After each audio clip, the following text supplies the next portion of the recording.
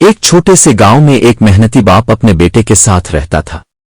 باپ دن بھر کھیتوں میں کام کرتا اور بیٹے کو ہمیشہ سچائی اور محنت کی نصیحت کرتا۔ ایک دن اس نے بیٹے سے کہا کہ زندگی میں کامیابی صرف محنت سے ملتی ہے۔ ایک صبح باپ بیٹے کو گاؤں کے کھیتوں کی طرف لے گیا۔ وہاں اس نے اسے زمین میں بیج بونے کا طریقہ سکھایا اور بتایا کہ جیسے بیج کو اگنے میں وقت لگتا ہے ویسے ہی کامیابی بھی صبر مانگتی ہے۔ چند دن بعد وہ دونوں گاؤں کے کنویں کے پاس بیٹھے تھے۔ باپ نے بیٹے سے کہا کہ پانی کی طرح انسان کو بھی دوسروں کے کام آنا چاہیے تاکہ زندگی خوبصورت بنے۔ شام کے وقت وہ دونوں پہاڑی کے قریب بیٹھ کر ڈوبتا ہوا سورج دیکھ رہے تھے۔ باپ نے کہا کہ مشکل وقت بھی سورج کی طرح گزر جاتا ہے، بس ہمت نہیں ہارنی چاہیے۔ کئی سال بعد وہی بیٹا ایک کامیاب اور نیک انسان بن گیا۔